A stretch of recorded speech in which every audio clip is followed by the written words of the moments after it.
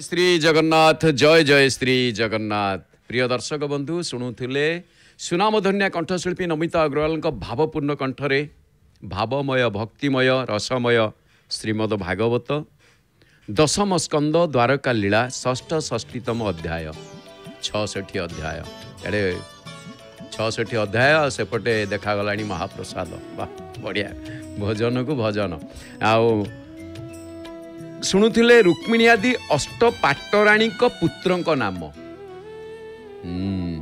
प्रद्युम्न एवं अनिरुद्धंकर विवाह आउ रुक्मी बध आपण मैंने श्रवण करुथि कौन श्रवण कर देखा व्यासनंदन शुक कहले हे राजा परीक्षित 16,107 राजकन्या सह भगवान मत हेले प्रेम लीला समस्ते चाहिए श्रीकृष्ण को निजर करने भगवान को पति रूप में पाई निजकू धन्य मन कले कन्यागण विभिन्न भाव से माने कले श्रीकृष्ण मनोरंजन आ श्रीकृष्ण पत्नी मानक मध्य श्रेष्ठ होउचंती किए से अष्ट पाट वंशी 8 जन रहिले श्रेष्ठ सेथि मध्यरु रुक्मिणी पुत्र माने हेले किए से रुक्मिणी पुत्र प्रद्युम्न चारुदेष्ण सुदेष्ण चारुदेह सुचारु चारुगुप्त भद्रचारु चारुचंद्र विचारु एवं चारु केते जन हेले 1 2 3 4 5 6 7 8 9 10 जन 10 पुत्र होउचंती रुक्मिणी सत्यभामा पुत्र नाम हला भानु सुभानु सौरभानु प्रभानु भानुमान चंद्रभानु बृहद्भानु अतिभानु श्रीभानु एवं प्रतिभानु ये पुणी केते जन हेले सी तो हेले 10 ये हेले 1 2 3 4 5 6 7 8 9 10 ये कौन 10 10 आगु को दशहरा अच्छी बोली ये प्रसंग पड़ी बढ़िया है तो जाम्बवती पुत्र नाम हला सांब सुमित्र कुरुजित सहस्रजित सतजित विजय चित्रकेतु द्रविड़ वसुमान एवं क्रतु ये केते हेले देखिबा 1 2 3 4 5 6 7 8 9 10 ये भी 10 ये सब 10 10 तापरे सत्यांक पुत्र मानक नाम हला वीर चंद्र अश्वसेन चित्रगु वृष बेगवान श्रीमान शंकु बसु एवं कुंती ये हेले सत्यांक पुत्र एमाने केते हेले देखी 1 2 3 4 5 6 7 8 9 10 कौन ये भी 10 अरे कालिंदी पुत्र मान हेले साधु सुंदर सुतकवि अनुभवी वृष वीर सुबाहु भद्र एक शांति सोमक दरस एवं पूर्णमास लक्षणांक पुत्र मान आउ गणिबानी से चलले एपर्यंत तीन जनकर 10 10 हेले आउ गणिबा दरकार नहीं केते केते जन आस 16 सहस्र गोपनारी मोते बरिले तप करी मुतांक पुराइबे आस एणु मो भकत विश्वास तेणु लक्षणांक पुत्र माने हेले प्रघोष गात्रवान बल सिंह ऊर्ध्वग प्रबल महाशक्ति सहवज अपराजित आत्मज मित्रबिंदा पुत्र माने हेले वृक हर्ष अनिल गृध्र वर्धन अनाद महास पावन बन्ही एवं क्षुधि भद्रांक पुओ माने हेले संग्रामजीत बृहतसेन सुर सत्यक प्रहरण जय सुभद्र अरिजित बाम एवं आयु प्रद्युम्न होउछंती रुक्मिणीकर पुओ आउ सी कौन कले जो प्रद्युम्न सर्वप्रथमे प्रथम पुत्र बड़ पुत्र रुक्मिणीकर पुओ होउछंती प्रद्युम्न सी कौन करिछंती ना रुक्मिणीक झियो रुक्मवती को स्वयंवरु हरण करिकी विवाह करिछंती जेतेबेले स्वयंवरु हरण करी विवाह करिछंती এই କଥା ରହିଛି ଭଲ କଥା। ଆଉ ରୁକ୍ମିଣୀ ତ ସ୍ୱୟଂବର ହେବାକୁ ଯାଉଥିଲା, ବାପା ହରଣ କରିକି ନେଇଥିଲେ ରୁକ୍ମିଣୀ ହରଣ ଏକାଦଶୀ। ଆଉ ବାପ ସେ ବେଟା ଥୋଡ଼ା ଆଗେ ନେଇ ହୋଗା और क्या होगा। ହଁ, ପ୍ରଦ୍ୟୁମ୍ନଙ୍କ ପୁତ୍ର ତାଙ୍କ ନାଁ ହେଉଛି ଅନିରୁଦ୍ଧ। ପ୍ରଦ୍ୟୁମ୍ନଙ୍କ ପୁତ୍ର ଅନିରୁଦ୍ଧ। ଏଇଠି ପରୀକ୍ଷିତ ପଚାରୁଛନ୍ତି, ହେ ମୁନିଶ୍ରେଷ୍ଠ, କୃଷ୍ଣଙ୍କ ଶତ୍ରୁ ରୁକ୍ମୀ କେମିତି ତା କନ୍ୟାକୁ ପ୍ରଦ୍ୟୁମ୍ନଙ୍କ ହସ୍ତରେ ଟେକିଦେଲା? ଏଭଳି ବନ୍ଧୁତା କେମିତି ସମ୍ଭବ ହେଲା? ଶୁକ କହିଲେ, ହେ ରାଜା, ରୁକ୍ମିଣୀଙ୍କ ପାଇଁ ଏପରି ସମ୍ଭବ ହେଲା। ତାଙ୍କର ବିବାହ ସମୟରେ ବଳରାମ, ରୁକ୍ମିଣୀ, ଶାମ୍ବ, ପ୍ରଦ୍ୟୁମ୍ନ ଆଦି ଯାଦବ ସୈନ୍ୟଙ୍କ ସହିତ ଉପସ୍ଥିତ ଥିଲେ। ବିବାହ ପରେ ବଳରାମଙ୍କୁ ରୁକ୍ମିଣୀଙ୍କ ସହିତ ପଶା ଖେଳିବା ପାଇଁ ଆମନ୍ତ୍ରଣ କଲେ। ବଳରାମ ଜିତୁଥିଲେ ମଧ୍ୟ ଅନ୍ୟାନ୍ୟ ରାଜାମାନେ ଏହାକୁ ହାରିବା ଆଖ୍ୟା ଦେଲାରୁ ବଳରାମ କୋପ ପ୍ରକାଶ କଲେ ଏବଂ ରୁକ୍ମିଣୀଙ୍କୁ ଶସ୍ତ୍ର ଦ୍ୱାରା ନିହତ କଲେ। ଏକଥା ଦେଖି ଭଗବାନ ଶ୍ରୀକୃଷ୍ଣ ତତ୍କ୍ଷଣାତ୍ ବରକନ୍ୟାକୁ ନେଇ ଘରକୁ ପଳେଇ ଆସିଲେ।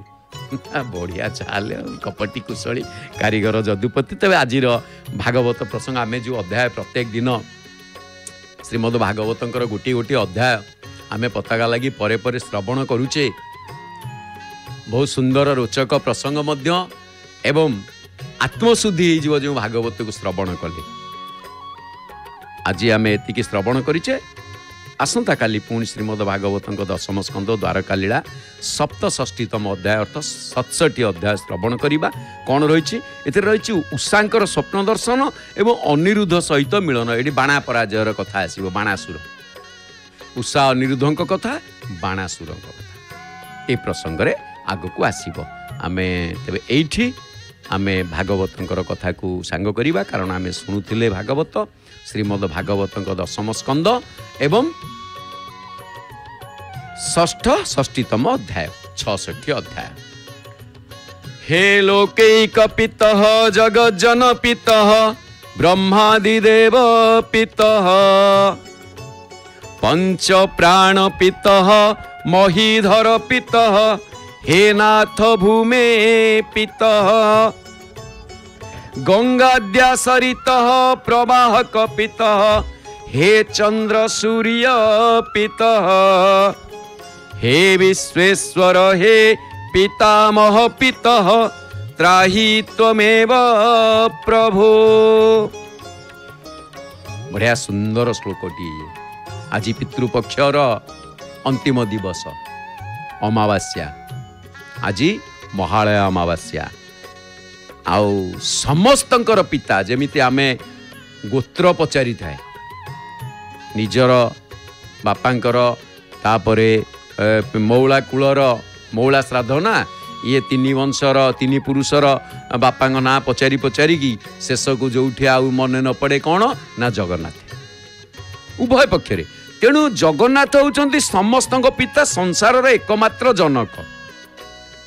तेणु महाप्रभु को कहा जाउची, हे संसार एकमात्र जनक, हे संसार मानव मानकर जनक, हे ब्रह्मादि देवगणकर जनक, हे पंचप्राणर जनक, हे रूपर जनक, हे स्वामी, हे भूमिर जनक, हे गंगादि नदी मानकर स्रोतर जनक, हे चंद्र सूर्यंकर जनक, हे संसारर प्रभु, हे विधातांक जनक, हे प्रभु तुम ही उद्धार कर, तुम ही उद्धार कर, तुम ही उद्धार कर।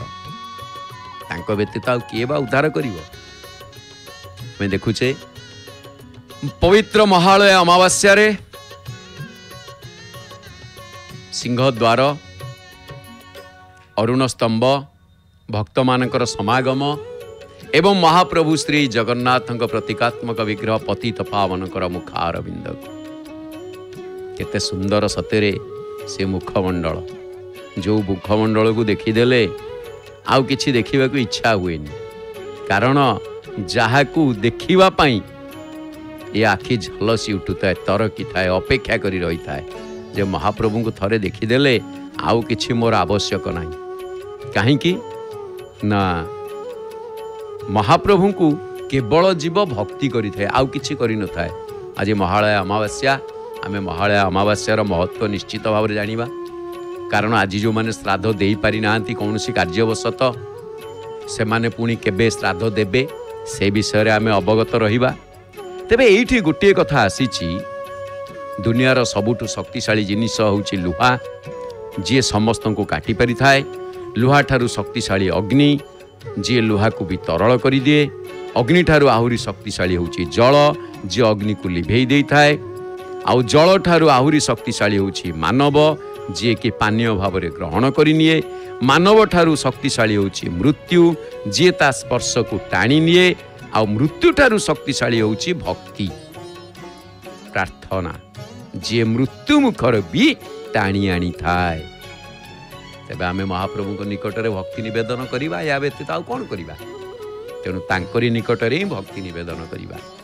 तेबे दर्शक बंधु आसंतु कौन रही आजिर आसंता कालीर आजिर संक्षिप्त पंजिका आमे गतकाली आलोचना कर देइछे। आसंता कालीर संक्षिप्त पंजिका विषय आमे आलोचना करिबा। आसंता काली शारदीय नवरात्र पूजा आरंभ। शारदीय नवरात्र प्रथम शैलपुत्री पूजा, आसंता काली मांकर 9टी स्वरूपर पूजा भितर प्रथम दिवसीय पूजा आसंता काली। आउ बिरजा देवींकर रथ यात्रा आरंभ माँ बिरजांकर। तापर आउ गोटे बढ़िया जिनिस अच्छी, जे कि दीर्घ 8 दिन धरी माँ विमला मंदिर को जो माधव विजय करुथिले, दुर्गा माधव उपासना भितर चलीथिला शाक्त गुंडीचा, ताहा बाहर विजय आपण देखिबे। दुर्गा माधवंकर आसंता काली ठारू बाहर विजय, नारायणी मंदिर को विजयर दृश्य आपण माने दर्शन करिवे। कोउथिरे कोउथिरे नाही, जय जगन्नाथ टीवी रे आज्ञा, केवल जय जगन्नाथ टीवी रे आनंद बजार देखुचंती। गोटे पटे पतित पावन महाप्रभु मेंचे तुलसी पाखरे थुआ है, जेते रहिले भी तांकु नियंट आउ आनिकी दौनाहांती, मेंचे सब धरि सब ग्रहण करदेवे। हाँ अरे महाप्रभु सत्य तुमको तो जेते देले सेते नियंट है, किए दब? से तो मनीष खोपड़ी बनई दीच तमें। मनीष कौन बढ़िया कथा, ये मनीष ईश्वर को विश्वास करे, आ ईश्वर भक्त को विश्वास करती। काली सिंहद्वार ठारू आपण देखिए दुर्गा माधव को विजयर सीधा प्रसारण आनंद बजार देखुंत। तेबे आसंता काली सेप्टेम्बर 22, 2025 सोमवार, बार मध्य सोमवार। सूर्य उदय अछंती 5:39 सूर्यास्त अछंती 5:40 3 आश्विन मास शुक्ल पक्ष प्रतिपदा तिथि आसंता काली। तेबे आसंतु जानि नबा कौन रही आसंता काली प्रतिपदर एकदिष्ट एवं पार्वण श्राद्ध। पानी कखारु भक्षण निषेध मन रखि तांतु। आउ शुभ बेला कौन अच्छी देखिबा। सूर्य उदय ठारू दिन 7:16 मध्य, पुणी 8:52 ठारू 11:16 मध्य, पुणी रात्रि 7:58 ठारू 11:10 मध्य, पुणी 2:22 ठारू 3:10 पर्यंत शुभ बेला। बहुत गुड़े भल शुभ बेला अच्छी, महेंद्र बेला किसी आवश्यकता ना। तेज आसतु जाना आसंता कालीर कौन रही 12टी जाक राशि संक्षिप्त राशिफल। राशिचक्र प्रथम राशि मेष राशि। ओहो कार्य हानिर जोग अच्छी, किसी दरकार नहीं। राम नाम कृष्ण नाम महाप्रभु नाम लेखि चलतु ना, जय श्रीराम उच्चारण कर नाम लेखि चलतु, सब कार्य आपे आपे हो। वृष राशि घात चंद्र। तुलसी मूलर माटी टिके मथारे धारण करी जा करुचंती करंतु सर्वम औषधीय। मिथुन राशि सुख संभोग दिनटी को अतिवाहित करिवे। कर्कट राशि आत्मसंतोष लाभ करिवे। सिंह राशि ओहो परोपकार दिनटी निवेश करिवे। सहजीवी सिंह राशि व्यक्ति विशेष माने परोपकारी होता।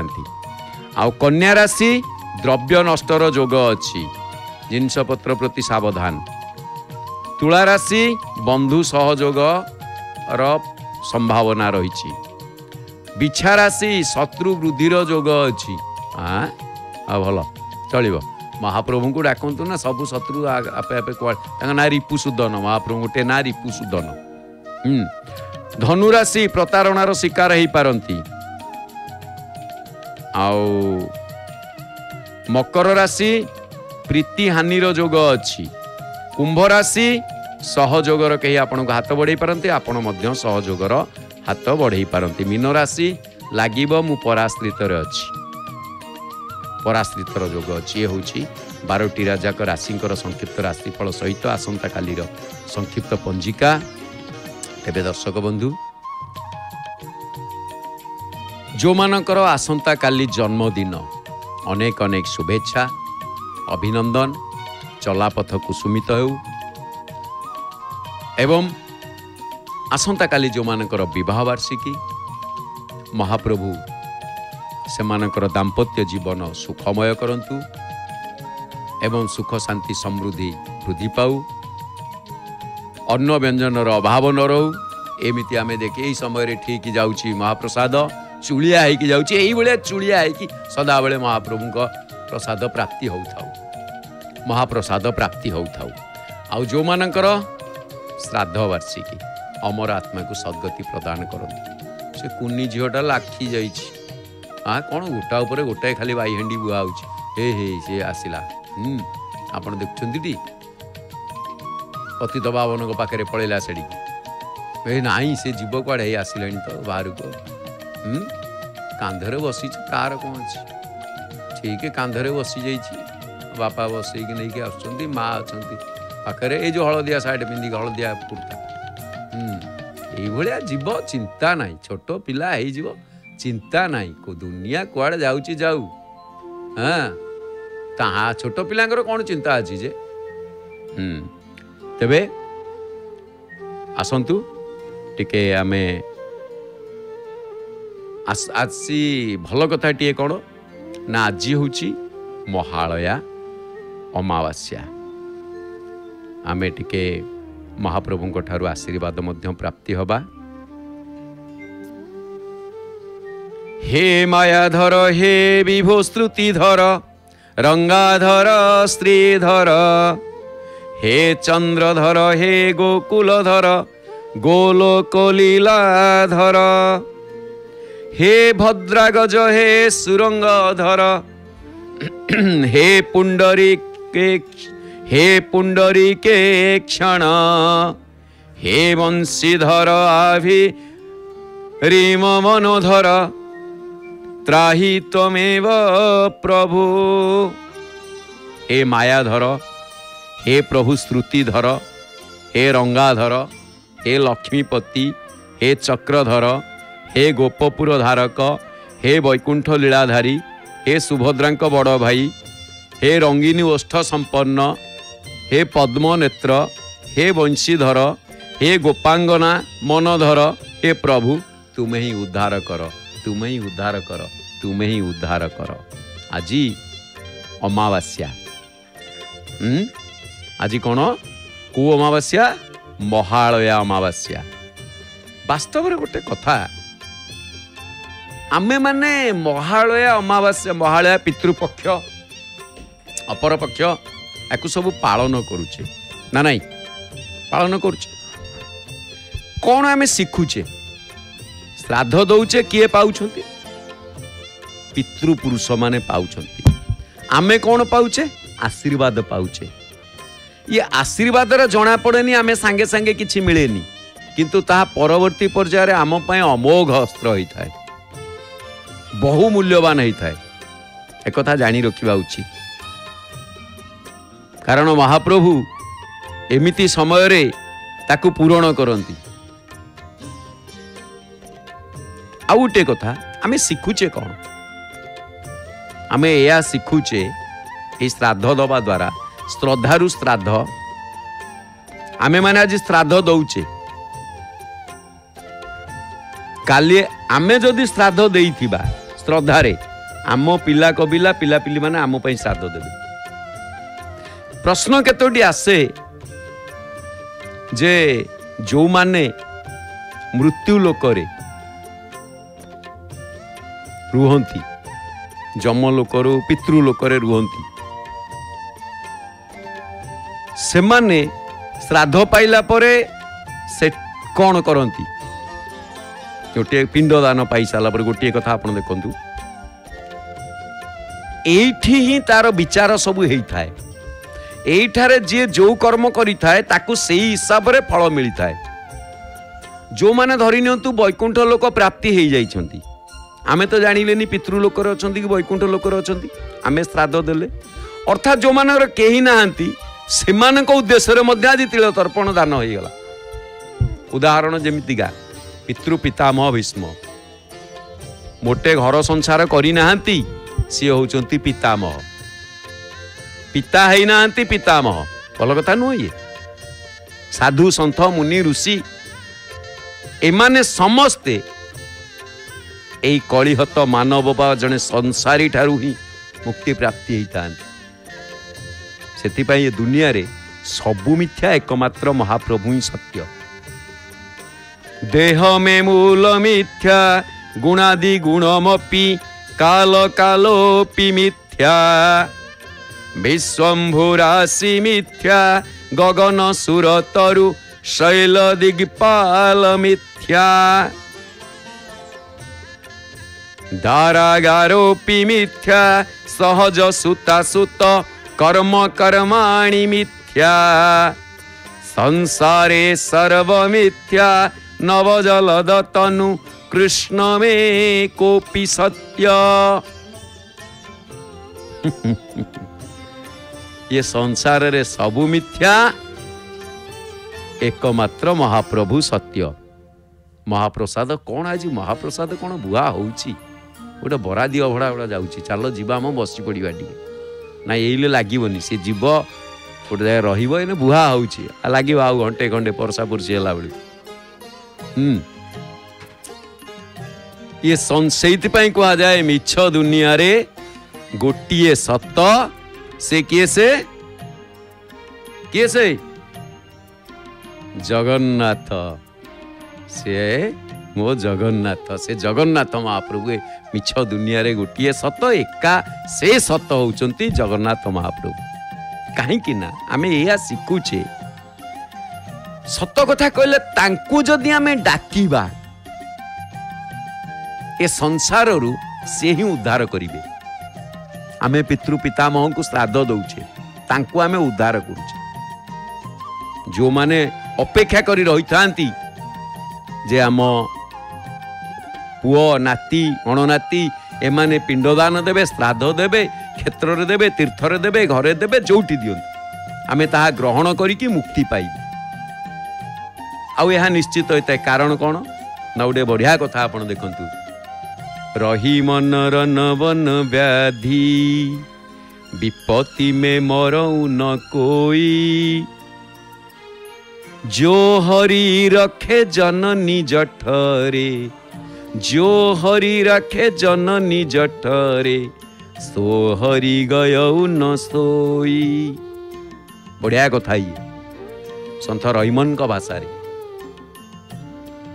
संत रहीमन का भाषा रे रणरे बणरे व्याधि रे विपत्ति रे समस्त को महाप्रभु रक्षा करिसंती। पुणी जे जननी जठरे रक्षा करिसंती, मातृगर्भरु रक्षा करिसंती, से हरिकण आम पई सोई पड़ले मोटे नुह एडे एडे आखि करी चाहिचंती, चाहि रहिचंती, पाखकु पाखकु माड़ी आसुचंती। आमे टिके तांका आडू आखि फेरई देले से पुणी पछकु पछकु पळौचंती। भारी प्रिय भक्तर से भारी प्रिय, भक्त मानकर से एते प्रिय, भक्त मानक प्रिय रे पालन करे व्रत धारण कर दैछंती। से बढ़िया कथा ये नाटी आसी जाए प्रिय व्रत। तबे एठी गोटे कथा आपण मानक मन रे आसीबो, कोन रणर मां को आमे दर्शन कर रणर बणरे रक्षा कले, रणरे रक्षा करितिले महाभारत युद्ध रे भरतिया पक्षी को, काहाकू भरतिया पक्षी को, बणरे काहाकू रक्षा करितिले मृगुणी को, घोर बने मृगुणी को पड़ीथिला कषण। तापरे व्याधि, व्याधरे किए पड़ीथिला रोगी, एटी व्याधि हला रोगी किए से ना अजामिल। विपत्ति, विपदरे किए पड़ीथिला, सबु प्रकार विपदरे कुंती को उद्धार करिसेंती। विपत्ति उपरे विपत्ति, विपत्ति दियो श्रीपति, विपत्ति पड़ू सबु दिने तो कथा चिंतुथिबी मन।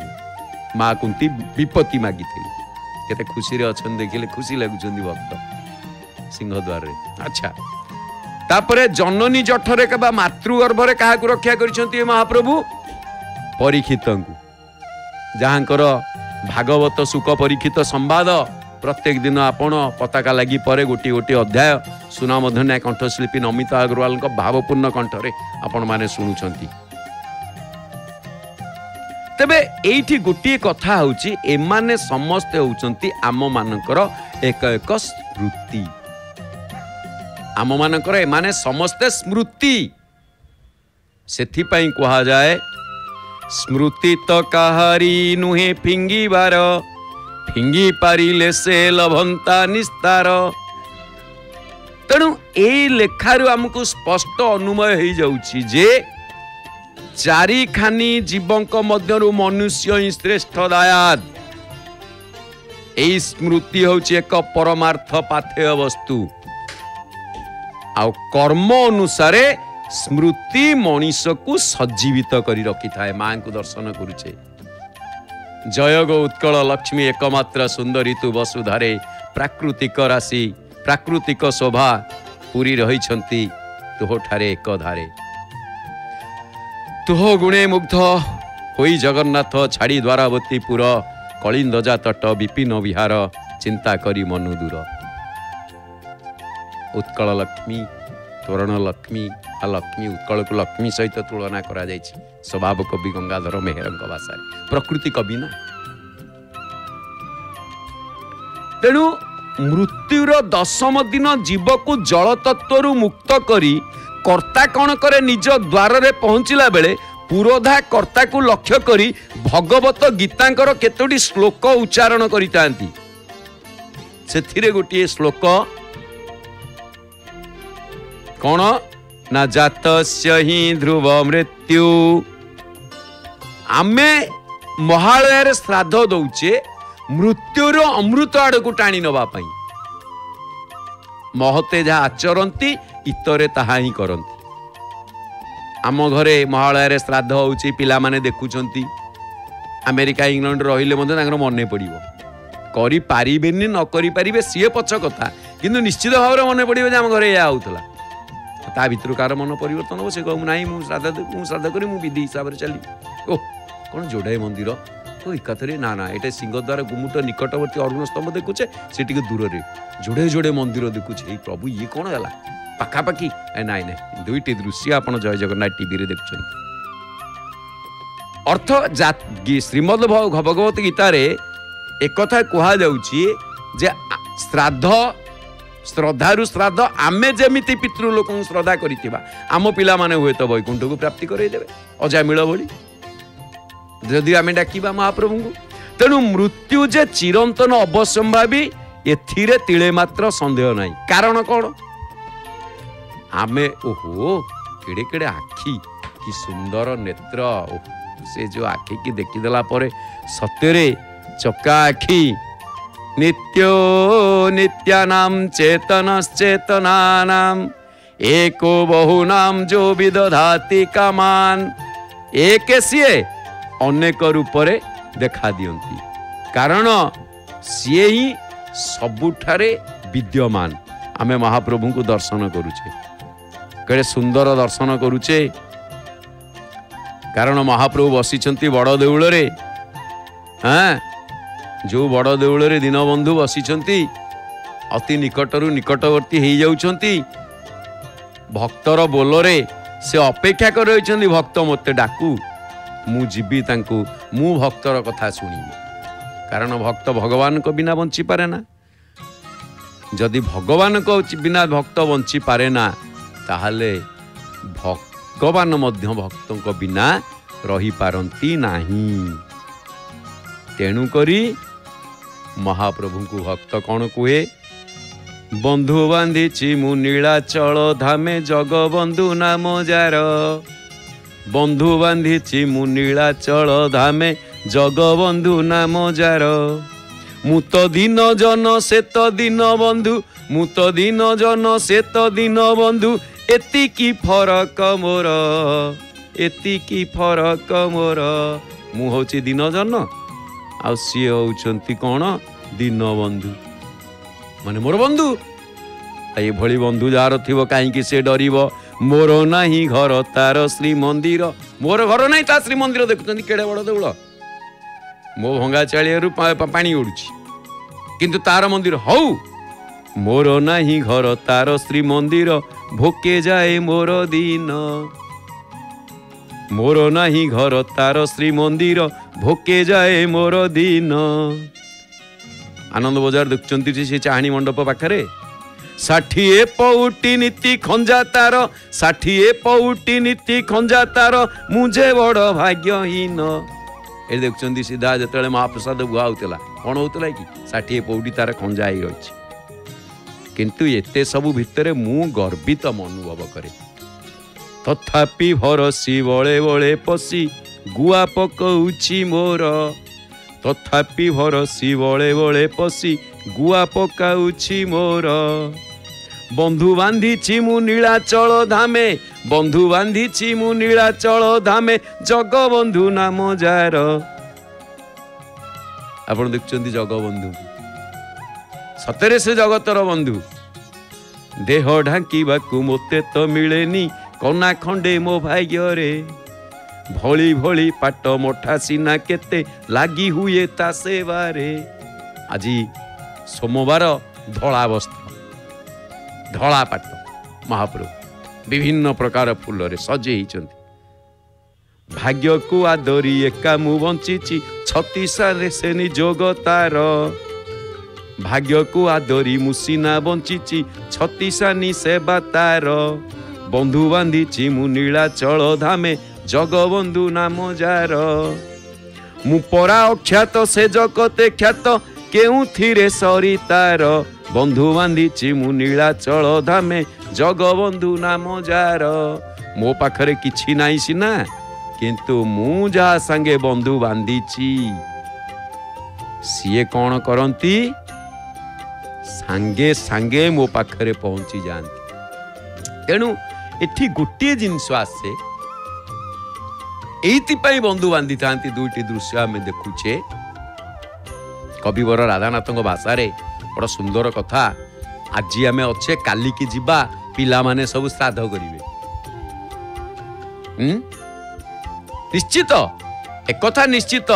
ବଡ଼ କ୍ରୂର କାଳ ବଡ଼ ବିଶ୍ୱାସୀ, ହାବୁଡ଼ି ଯିବ ସେ କେତେବେଳେ ଆସି। କହିହବନି, ବଡ଼ ଅବିଶ୍ୱାସୀ ସେ କ୍ରୂର କାଳ, ଯମକୁ ଭରସା ନାହିଁ। ମାତ୍ର ପରମାର୍ଥିକ ବା ପ୍ରଭୁ ସମ୍ମୁଖ ନ୍ୟାୟରେ ମୃତ୍ୟୁ ଠାରୁ ବିଶ୍ୱାସ କିଛି ନାହିଁ। ଏକଥା ନିଶ୍ଚିତ ଯେ ଜୀବକୁ ଦିନେ ସେ କବଳିତ କରେ, ଆଉ କରେ ତ କରେ, ଏଥିପାଇଁ ଦୁଃଖ କାହିଁ? ପର କ'ଣ କର୍ତ୍ତବ୍ୟ ତାହା କରିବା ଆବଶ୍ୟକ। କନ୍ୟା ତୁଳା ମାସେ ପିତୃ ଶ୍ରାଦ୍ଧ ନ କରନ୍ତି, କଥା କହୁ କହୁ ସବୁବେଳେ ଯେ ହସନ୍ତି। ଭୋଜନ ସମୟ ଅନ୍ନ ପକାଏ ଭୂମିରେ। ଏଇ ଯୋଉ ସବୁ ପ୍ରସଙ୍ଗ ଆସିଛି ମହାଲକ୍ଷ୍ମୀ ପୁରାଣରେ, ଏମାନଙ୍କୁ ଲକ୍ଷ୍ମୀ କେବେ ହେଲେ ଚାହାନ୍ତିନି। କନ୍ୟା ତୁଳା ମାସରେ ଶ୍ରାଦ୍ଧ, ଶ୍ରଦ୍ଧାରୁ ଶ୍ରାଦ୍ଧ। ଅରୁଣ ସ୍ତମ୍ଭ ଦେଖୁଛେ, ଗୋଟେ ଦୃଶ୍ୟ ଆସିଲା ଆମମାନଙ୍କ ସାମ୍ନାରେ। ମନ୍ଦିରର ପଦ୍ମ କଢ଼ି ଭଳି ସେ ଯୋଉ ଗୋଟିଏ ଗୋଟିଏ ଗୁଜ ହେଇଛି, ଏସବୁ ଗୁଜ ନୁହଁ, ବିଶାଳ ମନ୍ଦିରର ପଦ୍ମ କଢ଼ି। ସୂଚିତର କାମ ଇଏ, ରୁଚିତରୁ ସୂଚି କମ ନିକର। ଛୁଞ୍ଚି ମୁନରେ କାମ ହେଇଛି ଦେଖନ୍ତୁ। ଅପ୍ସରା ମାନେ ନୃତ୍ୟ କରୁଛନ୍ତି। ଅପ୍ସରା ମାନେ କ'ଣ? ମାଙ୍କ ସଖୀ ମାନେ ନୃତ୍ୟ କରୁଛନ୍ତି। ମହାପ୍ରଭୁ ଏଡ଼େ ଏଡ଼େ ଆଖି କରି ଚାହିଁଛୁ। ମୁଁ କ'ଣ ମାଙ୍କ ପ୍ରଶସ୍ତି? ନାଇଁ ନାଇଁ, ମାଙ୍କ ପ୍ରଶସ୍ତି କଲେ ନା ନାଇଁ, ବାପାଙ୍କୁ ଡାକୁଛୁ। ମା ପା କହିଲା ଯା ବାପାଙ୍କୁ ଡାକ, ମୋତେ କିଛି କହନା। ଆଡ଼େଇ ଗଲା, ପଛକୁ ପଳେଇଲା। ଆଉ ଯା ବାପାଙ୍କୁ କହ, ଦିଅ ଦିଅ, ଦେଲ ପଇସା ଦିଅ। ଆଉ ତମେ ଯାହା ଦବ ମୁଁ ଜାଣିଛି। ଦୁନିଆ ହିସାବ ମାଗିବ, କିଏ ଏତେ ପାଲା କରିବ? ମୁଁ ହିସାବ, ମୋତେ ହିସାବ ଦେବାକୁ ପଡ଼ିବ। ଆଉ ସତ କଥା, ତମକୁ କିଏ ଦେଖିଛି? ଆଉ ଯିଏ ଦେଖିଛି ସେ ଦୁନିଆକୁ ଦେଖିଛି। ସତ କହ, କିଏ ଦେଖିଛି ତୁମକୁ? ଚକା ଆଖିର ବହଳ ଆସ୍ତରଣ ତଳେ ଲୁଚି ଥାଅ ତ ତୁମେ, ଉଦ୍ଭାସିତ ହେଉଥାଅ କେବଳ ଭାବଭୂମିରେ। ସେଠି ତୁମର ବର୍ଣ୍ଣ ବିଭା ବଦଳୁଥାଏ କ୍ଷଣ କ୍ଷଣ, ତୁମ ଆକର୍ଷଣରେ କେନ୍ଦ୍ରବିନ୍ଦୁ ହୋଇବି ଆକର୍ଷିତ ହେଉଥାଅ। ମହାପ୍ରଭୁ। ତେଣୁ ଏଇଠି ଗୋଟିଏ କଥା, षट विकार मध्यरु षष्ठ विकार बा अंतिम विकार ही मृत्यु। जो माने नाहंती आमे तांकु ही श्राद्ध दिए। काली सिंहद्वार देखिए दुर्गा माधव विजयर सीधा प्रसारण। यौवन रे जीव जेतिकी आनंद। ओह पूजा पंडा सामंत आसीगले आमर शांते जय जगन्नाथ शांति हेले किछि शुणी मोर तू चुप रो पार्टी करना मु महाप्रभु को सेवार अछि एठी आ किछि शुणा शुणी नाही। वर्तमान संध्या आळती समय आसिलानी मु आळती करिवि खाली जय जगन्नाथ कहि कोन केडे सुंदर उत्तरी टी पड़ी हाँ एड़ा बढ़िया कौन झुलिला भाई आई माल पूरा झुलुची ए उत्तरी आई टिके सीधा ही पड़ला देखिले एमिति पड़े सीधा ही पड़ला देखिले। तेणु षष्ठ विकार होची मृत्यु। जो माने चाली जाइछंती सेमानकु उद्देश्य रे आमे श्राद्ध अपरपक्ष पितृपक्ष बोली आमे कहूचे। कारण यौवन रे जीव कौन होता है ना भारी आनंद रे उन्मादना करता है उन्माद होता है यौवन समय रे। किंतु एक कथा से भूली जाता है जीवन वसंत रे यौवन कढ़ी फुटिण दुई दिने पड़िब झड़ी। तेणु मृत्यु जदि यौवन रे जीव आनंद होता है ताले मृत्यु रे दुख कहीं हम जेहेतु जोठिकी जीव सेठारे स्वागत करिबा पई ताकू निजे परमात्मा विद्यमान होइके रहिचंती। एथिपाई श्रीरामचरित मानस रे एवं अनबोध 34 सुंदर कथा आसे। श्रीरामचरित मानस कहती कि सुंदर लाल पुष्प आज अमावास्या आज पूरा आकाश अंधार अंधकार एकदम क्षिति जल पावक गगन समीरा पंचरचितय अधम शरीरा। क्षिति जल पावक गगन समीरा पंचमहाभूत क्षिति पृथ्वी जल पावक अग्नि गगन आकाश समीर हला पवन। ये पंच महाभूत रे आम शरीर गठित। सेथिपाई ये शरीर जेते बेले गठन करा जाइछि महाप्रभु पंच महाभूतर द्वारा गठन करिसंती। भक्त कवि भक्तदास सुंदर कहती छार देह को मन करिछु सज।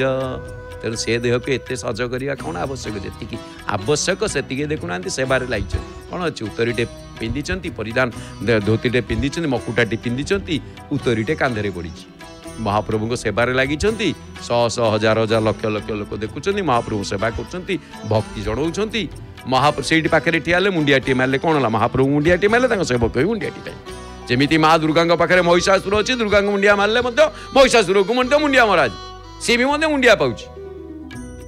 तेणुक जदि रमर जमीका सिंह कंठाग्रत प्राण हेले बड़ लोक केवे न छाणे निज विवेक जी महाप्रभु भरोसा आ तार देह गेहर ज्ञान किसी न था सी महाप्रभु को सेवा देखुं आपण मैंने केते सुंदर ताकर कौन नाई पूरा एकदम गोटा गोटा कौन कौन से पिंधिक आस आवश्यक नहीं से सब सेटा कौन हम मो प्रभु पिंधि मुझे पिंधे खुशी हो। तेणु गोटे कथा आसव जीवर मृत्यु को मध्य भागवत रे कहा जाइछि छार मृत्यु को किंपा डरी मृत्यु छार ताकू कौन डरी माँ को आम देखुचे माँ को आम दर्शन करुचे नमस्तेस्तु महामाये स्त्री पीठे स्तुर पूजिते शंख चक्र गदा हस्ते महालक्ष्मी नमस्तुते। माँ महालक्ष्मी तोरण लक्ष्मी लक्ष्मी भाग्यलक्ष्मी वरलक्ष्मी श्री लक्ष्मी लक्ष्म शब्द रे लक्ष्म शब्द एक कलंक युक्त शब्द है बेले दीर्घ इकारांत प्रत्यय है ताहा लक्ष्मी रे परिणत है श्री वर्धन करुछि आमे देखुचे माँ महालक्ष्मी तोरण लक्ष्मी को।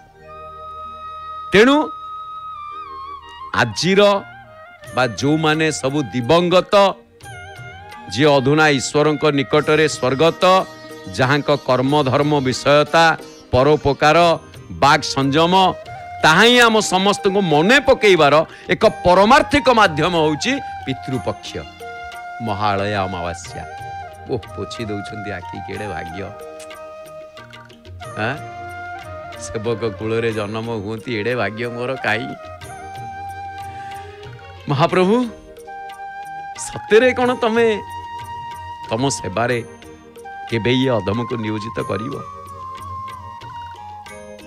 तुम्हें जानिथिव प्रभु मु कौन बा जानी मु छार मानव।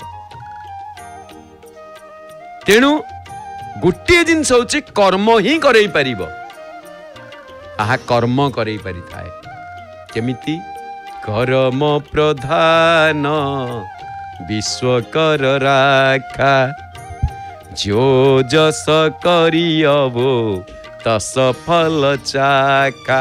जी जो कर्म करिवो से सही फल पाइबो कारण कर्म ही फल प्रदान करिथाए। आपण चिंता करनाती माँ जानकी थिले तांको पाखे कौन रामचंद्र नथिले ताले रावण जेतेबेले हरण करिनेला सीतांको हरण समय रामचंद्र कुआडे थिले कोउडी थिले? सी भी तो डाकिथिबे प्रभु रक्षा कर डाकिले डाकिले बोली कौन 7 मास पर जाइके आनिके आसिले तांको रावण को वध करिके। देवकी वसुदेव बंदी घरे रहिले 8 वर्ष